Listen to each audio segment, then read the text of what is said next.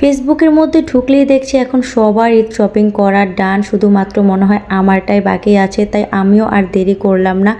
অন্য সবার ঈদ শপিং করা ডান দেখে আমার আর দেরি সহ্যই হলো না। তো আমিও আজকে চলে গেলাম আমার পরিবারের সবার জন্য ঈদ শপিং করতে।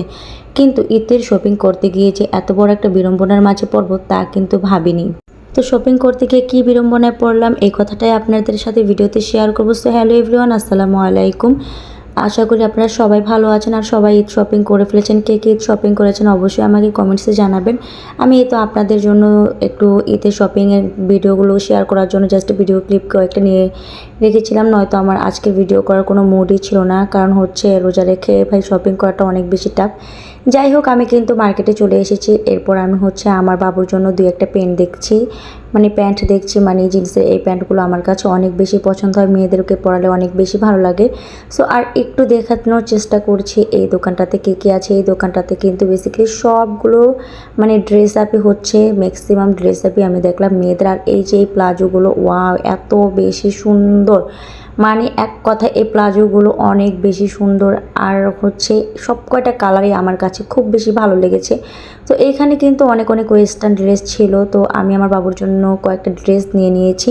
আর আপনাদেরকে জাস্ট আমি দেখিয়ে দিচ্ছি, দেখেন প্যান্টগুলো কত সুন্দর। এই প্যান্টগুলো আমার কাছে 250 টাকা করে চাচ্ছিল, শুধুমাত্র এক পিস প্যান্ট। যাই হোক, এরপরে এই টপসটা কিন্তু মোটামুটি ভালোই ছিল, বাট এত বড় এটা ছোট সাইজ ছিল না, যার কারণে আমার আর এটা নেওয়া হয়নি। তো এতে এখন হচ্ছে আমার এই যে প্যান্টটা নেওয়া শেষ। তো এইতে এখন মাত্র শপিংয়ের শুরু। তারপর হচ্ছে আমি আমার বড় মেয়ের জন্য অ্যান্ড হচ্ছে আমার জন্য একটা জামা দেখতে গিয়েছিলাম। আমি বাসার থেকে যদিও ভেবে গিয়েছিলাম একরকম, বাট হয়ে গিয়েছে আরেকরকম। তো এই টপসটা খুবই সুন্দর ছিল, যেটা ভাইয়া দেখাচ্ছিল, আমি ভিডিও করতেছিলাম বলে ভাইয়া বলতেছিল আপু প্লিজ এই টপসটার একটা ভিডিও করেন। টপসটা কিন্তু একদম নিউ এবং ভাইরাল টপস। তো যাই হোক, ভাইয়ার কথাটা শুনে আমি ভাইয়ার এই টপসটার একটা ভিডিও নিয়ে নিলাম। অ্যান্ড হচ্ছে দেখেন লাইটিংয়ের কি একটা অবস্থা, এরকমভাবে ভাই ওনারা কেন মার্কেটে লাইটিংয়ের ব্যবস্থা করে আমি জানি না। লাইটিংয়ের কারণে কিন্তু কালারটা ঠিক মতো বোঝা যায় না। যে কথা বলতে বলতে আমার কিন্তু শপিং করতে করতে হচ্ছে মাগরিবের আজান দিয়ে দিয়েছিল, এবং আমরা যেহেতু সবাই রোজা ছিলাম, তো প্রথমে আমরা একটু লাচ্ছি টাচ্ছি খেয়ে নিয়েছি। এরপরে হচ্ছে বেলপুরি দেখলে ভাই সারাদিন রোজা রেখেছি বা কী করেছি সেটা জানি না, সেটা না বুঝে আগে খেতে হবে, এবার গ্যাস্ট্রিকের চাপ দেখবার যাই হোক, ভাই মেয়ে বলে কথা। তারপর হচ্ছে এই তো ভেলপুরি মামার দোকানে আমরা ভেলপুরি খেতে আসলাম। আর ম্যাক্সিমাম টাইমে আমি যদি এই মার্কেটটাতে আসি তাহলে কিন্তু এই ভেলপুরি মামার ভেলপুরি আমি খাই। এখন অনেকে জিজ্ঞেস করতে পারেন এটা কোথায়। এটা হচ্ছে বিক্রমপুর প্লাজা জুরাইনে অবস্থিত। তো এর অপোজিট সাইডে কিন্তু মামা বসে। এরপর আমরা একটু শরবত খেয়ে নিলাম। তারপর আমরা আবারও চলে গেলাম মার্কেটে। যেহেতু আমাদের কেনাকাটা এখনও কমপ্লিট হয়নি, আমাদের আরও অনেক অনেক কেনাকাটা রয়েছে।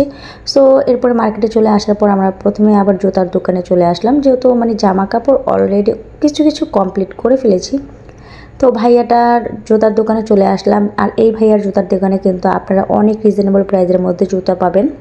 আর এই ভাইয়ার দোকানটা হচ্ছে বিক্রমপুর প্লাজা জুরাইন। আর ওনাদের কিন্তু 3টা শোরুম আছে, আপনারা চাইলে ওনাদের দোকানটা ভিজিট করতে পারেন। অনেক অনেক রিজনেবল প্রাইসের মধ্যে ওনারা জুতো বিক্রি করে থাকে। সো যাই হোক, এরপর হচ্ছে আমি আমার জন্য এবং আমার মেয়ের জন্য এক জোড়ো 2 জোড়ো জুতো নিয়ে নিলাম। আর এই জুতোটা আমার অনেক বেশি ভালো লেগেছে।